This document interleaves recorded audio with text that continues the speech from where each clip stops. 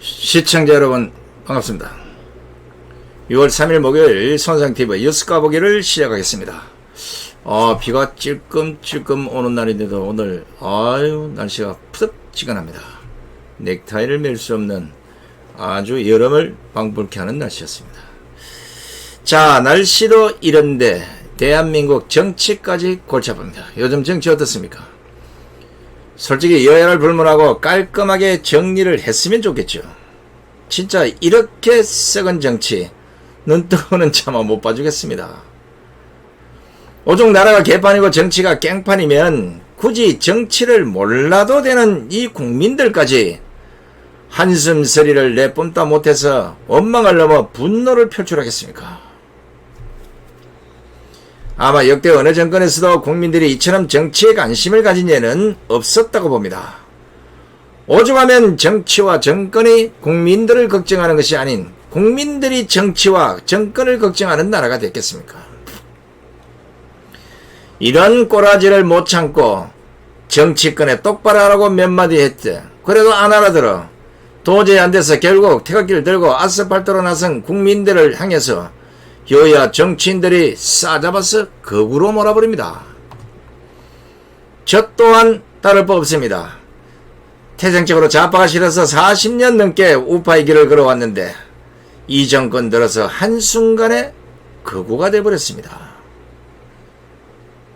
좌파들이야 당연히 우리를 보고 거구를 하겠지만 우파 정당에서조차도 거구를 하는 인간들 진짜 입을 찢어버리고 싶을 정도로 이런 인간들이 있나 싶습니다. 진실을 말하고 정의를 말하면 거구가 되는 세상, 거짓과 불의를 저지르려고 사기를 체험한 정의로 포장이 되고 출세할 수 있는 나라, 이런 나라 누가 만들었습니까? 흔히들 이런 나라를 만든 원흉이 위정자들이라고 하지만 죄송하게도 속속들이 따져보면 그 죄인은 굳이 말하지 않아도 알아야 될 국민입니다. 무슨 소리냐고요? 정권과 정치를 국민들이 이렇게 만들어버린 겁니다. 고대 그리스의 철학자 플라톤은 정치를 외면한 대가는 가장 저질스러운 인간들에게 지배를 당한다는 이런 말을 했습니다. 맞잖아요. 근데 이 말을 우리 우파 국민들에게 적용하면 좀 바꿔야 될 일입니다. 적어도 이 정권에서만큼은 수많은 국민들이 정치에 해초리를 들었음에도 불구하고 가장 저질스러운 인간들에게 지배당했다. 이렇게 말입니다. 보시다시피 지금 이 정권 하에서의 국민들은 정치를 외면하지 않았습니다. 역대 어느 정권보다도 국민의 정치적 관심도는 높습니다. 그런데 왜 가장 저질스러운 인간들에게 지배를 당했겠습니까? 국민들이 지배당할 만한 짓을 했기 때문에 지배를 당한 꼴이 되어버렸습니다. 물론 모든 국민들이 그런 것은 아닙니다. 여기에는 특별한 국민들이 있습니다. 아직도 이해되지 않는 국민들이 있기 때문입니다. 불법 탄핵 기획자들에 속아서 무작정 촛불을 들었던 국민들, 거짓의 강장 여론에 휘둘려서 아무 생각 없이 문재인 후보를 지지했던 국민들, 지난 4년간의 문재인 정권과 민주당의 무소불위, 후안무치, 독불장구시 정치를 보고도 여전히 정부 여당을 지지하고 있는 국민들, 여기에 나라가 찢기고 더럽혀지다 못해서 썩은 걸레가 되다시피 했는데도 여전히 문재인을 지지하는 대깨문들이 40%나 있기 때문에 그렇습니다. 민중운동가 함스크는 정치란 덜 나쁜 놈을 골라 뽑는 과정이다. 그놈이 그놈이라고 투표를 포기한다면 제일 나쁜 놈이 다 해먹는다고 했습니다. 그런데 이것도 고쳐야 될 것 같습니다. 정치란 도둑놈만 골라 뽑는 과정이다. 그놈이 그놈인 줄 알고 투표를 했지만 제일 큰 도둑이 국민의 주권을 부정선거로 헤쳐먹었다. 이렇게 말입니다. 아니면 프랭클린 애덤스처럼 선거는 누굴 뽑기 위해서가 아니라 누구를 뽑지 않기 위해서 투표하는 것이다. 이렇게 바꾸는 것도 좋을 듯합니다. 시청자 여러분, 국민 여러분, 세상이 이렇게 변했습니다.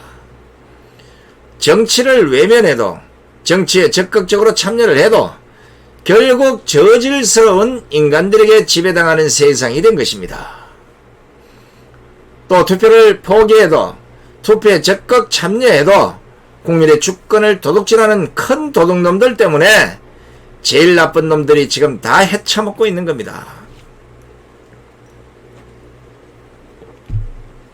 흔히들 투표가 민주주의의 출발점이라고 하지만 황당한 이 도둑놈들은 부정선거를 통해서 민주주의 자체를 작살내버렸습니다.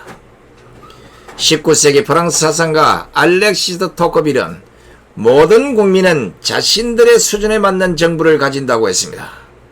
이게 지금 대한민국의 현실과 딱 맞는 말이 아닙니까? 정치인의 속성은 현명한 국민은 현명하게 대접하고 어리석은 국민은 어리석게 대접해야 하는 법입니다.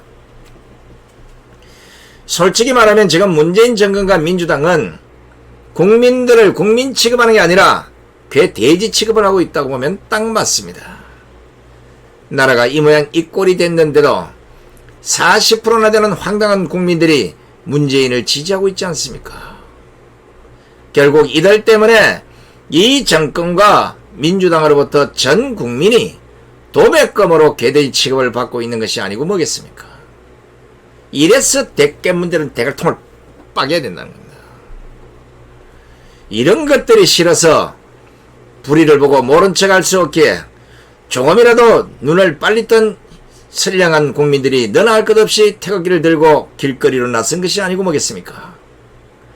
박근혜 대통령에 대한 불법 탄핵을 보고 항거를 했고 4.15 부정선거를 규탄하고 헌법 및 법치 파괴에 맨손으로 맞섰고 이 정권 권력자들이 개입된 각종 권력 비리를 보고 문재인 퇴진을 목이 쉬어라 외쳤던 겁니다.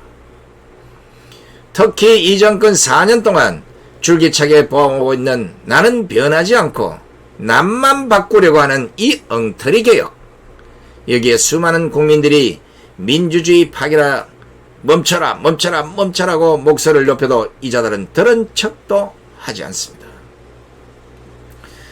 흑인 해방운동의 지도자 마틴 루터킹 목사는 역사는 이렇게 기록할 것이다. 이 사회적 전환기의 최대 비극은 악한 사람들의 거친 아우성이 아니라 선한 사람들의 소름 끼치는 침묵이었다. 맞는 말이었습니다. 여전히 망가질 대로 망가진 지금의 대한민국을 보고도 아직도 선한 사람들의 소름 끼치는 침묵이 지금 이 정권의 막가파식 국가 운영을 용인하고 있는 것입니다. 국민 여러분, 우리들은 대한민국의 주인으로서 어떤 권리를 행사하고 있습니까? 국민은 정치의 주인이며 권력의 원천이 맞습니까? 우리 국민들은 정치 방역에 마스크를 끼고 아무 말도 못한 채 지난 4년을 이 주사파 정권에 엉터리 정권에 질질질질 끌려왔습니다. 보시다시피 이 정권은 오로지 세월호 5.18 4.3 사태 사망자들만 챙기고 있을 뿐 수많은 국민들이 코로나로 백신으로 목숨을 잃고 있음에도 아무런 대책이 없습니다. 이렇게 무책임한 정권이 어디 있습니까? 이렇게 무관심한 정치가 어디 있습니까? 지금 이런 나라 꼴을 누가 만들었냐고요. 물론 국민이죠. 그러나 문재인 정권이 대책 없이 코로나 초기 나라 대문을 활짝 열고 의사들의 권고에도 불구하고 중국인들을 불려들어서 만든 것 아닙니까? 그런데 자신들은 책임이 없다는 듯 모든 책임을 국민에게 돌리고 있습니다. 이게 촛불든 국민들이 바라던 나라가 맞습니까? 촛불 들어주고 개죽음 당하니까 기분이 좋습니까? 타락한 위정자들은 국민들의 집단의식 수준과 정치에 대해서 책임지지 않으려는 사람들의 비유를 보고 민주파리와 개혁을 앞세워서 민주주의 태보 작업을 펼쳐왔다고 저는 보는 겁니다. 주사파 위정자들은 집단의식을 잃는데 능숙하고 집단의식이 어느 수준에 있는지를 잘 알기 때문에 때로는 자신들의 정치도구로 때로는 개돼지 취급해버린 이것을 밥 먹듯이 하고 있다는 겁니다. 이것들은 민주적 권리와 자유를 훼손하고 점점 더 많은 권력을 틀어진 정부를 추구하면서 계획된 독재 공산으로 달려가고 지금도 달리고 있는 겁니다. 이놈의 정권, 이 썩어빠진 정권은 절대 말로는 듣지 않습니다. 이 썩어빠진 정치는 절대 말로는 안 된다는 겁니다. 이인호 전 주 러시아 대사가 지난 2일 미 의회 사상 첫 한국 인권 청문회 정인으로 쓰게 된 배경을 공개했는데 다소 충격적입니다. 이게 4월 며칠인가 그때 아마 미 의회 한국 인권 청문회에서 엄청나게 충격적인 발표를 한 바 있습니다. 이걸 2일날 그 배경을 설명했는데 이 배경도 무시무시합니다. 지금부터 한번 들어보십시오. 이전 대사는 앵태에서 국가웅비전략연구소가 이날 서울 중구 프레스센터에서 개최한 시국 강연에서 문재인 정권의 집권은 반국가 세력의 선전선동에 의한 정치 쿠데타였다며 한국의 우익은 이른바 패족, 즉 지하세력 상태로 전락했다고 지적했습니다. 이전 대사는 문재인 정권은 단순히 정권교체, 대통령이 바뀌는 정도의 변화를 가져온 것이 아니라 반대한민국적 의도를 가진 핵심 세력이 민주화에 대한 강한 열망을 가진 국민들을 교묘히 선전선동으로 속여서 이뤄낸 정치 쿠데타라고 비판한 것입니다. 또 1917년 10월 레닌이 일으켰던 혁명적 쿠데타와 같은 류의 사건이라고 본다. 이렇게 강조했습니다. 그는 레닌도 처음에는 자기의 정체를 속였다면서 극히 소수의 볼셰비키 집단이 소비에트 적 풀뿌리 민주주의란 말을 내세워서 입헌의회를 선출해 일당 독재 체제를 구축하는 작업을 시도하고 임시정부 요원을 체포하고 모든 요소요소에 자기 세력을 심고 내란에서 승리한 뒤에야 비로소 자기들의 정체가 공산당이고 볼셰비키라는 것을 드러냈다는 것입니다. 이전 대사는 문재인 세력이 추구한 경로도 이와 똑같은 것이라고 강조했습니다. 못잖아요. 이전 대사는 오늘날 대한민국이 봉착한 위기는 단순히 정치적 위기가 아니라 의식의 위기, 즉 역사를 잘못 알고 국민의식이 해이해진 데서 온 거대한 위기라고 지적했습니다. 이전 대사는 기득권 세력의 오만, 이기심, 지적 나태, 도덕적 용기 부족으로 반국가 세력이 민주화 운동이라는 것에 기식하면서 교묘하게 우리의 삶 속에 뿌리를 내렸다는 것입니다. 그리고 노무현 정권을 지나면서 공공연한 정치 세력의 부상을 한 것입니다. 그 결과 한국에서 우익은 이른바 패족적 지하세력 상태로 전락을 했다는 것이 이전 대사의 분석입니다. 이전 대사는 문재인 정권에 대한 미국 정계의 인식이 달라지고 지난 4.7 재보궐선거에서 청년층의 의식이 깨어나기 시작은 했지만 이러한 현상이 문 정권이 추구하는 방향의 근본적인 변화를 가져올 것이라고 기대하는 것은 시기상조라고 일축했습니다. 그는 그들의 임기가 1년 반밖에 남지 않은 박근혜 대통령을 촛불혁명이라고 하는 위장전술을 써서 몰아낼 정도로 권력에 집착하며 보이지 않는 조정방을 가지고 있는 세력이라면서 탄핵으로 권력을 장악한 세력이 단순한 선거 패배로 권력을 내놓을 것이라고 기대하기는 어렵다고 강조했습니다.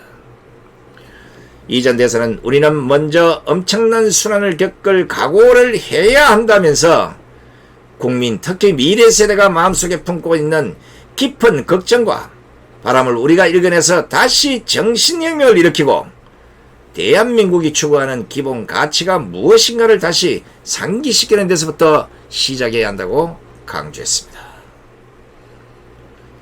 그리고는 대한민국이 세워진 토대는 자유평등, 자주독립, 그리고 복지 하한선의 끊임없는 상승이었고 우리는 혁혁한 성공을 거뒀지만 이런 역사가 국민의 내리에서 다 지워진 것은 의식이 잘못됐기 때문이라고 지적했습니다. 이전 대사는 또 우리나라의 기초를 세운 이승만, 박정희 대통령 같은 대단한 지도자들 독재니 친일이니 하는 저들이 만들어놓은 프레임에 속아서 그리고 그 프레임 속에 가둬버리고 그것을 깨지 못한 데서 우리의 순환은 이미 잉태됐다고 지적했습니다. 마지막으로 이것을 바로잡지 않고서 정치 공학만으로는 지금 정권을 뒤엎는 것은 불가능하다. 그러면서 우리가 패족의 상황에 몰려있다는 것을 인정하면서 처음부터 감동을 주면서 국민을 일깨우는 일을 해야지 다른 묘책은 없다고 생각한다. 이렇게 말했습니다. 어이구, 이인호 전 대사님의 이 주장 겁나지 않습니까? 근데 사실은 이보다 더 할 수 있어요. 연세가 드신 우리 여성분이지만 뭐 대한민국 국민이 다 존경하는 서울대 명예교수이기도 합니다만은 이런 지적 대한민국에 살아있는 지식인들은 누구나 똑같이 해야 되는 겁니다. 실제 우리가 보고 있는 문재인 정권의 독재 진행과 민주당의 입법 폭거는 어쩌면 이보다 더 할 수 있다고 저는 보고 있습니다. 국민 여러분, 정신 차립시다. 안 그러면 가만 앉아서 어느 날 나라는 공산주의 사회가 되고 우리는 그 안에서 생을 마감하게 될지도 모릅니다. 정신 바짝 차립시다. 자, 이제 마지막으로 제주 흑돼지 개당 27,000원 육즙빵빵 제주산지 직송, 여러분들 많은 관심을 촉구하면서 오늘 다소 심각한 문제 끝까지 함께해 주신 시청자 여러분 대단히 고맙습니다. 안녕히 계십시오.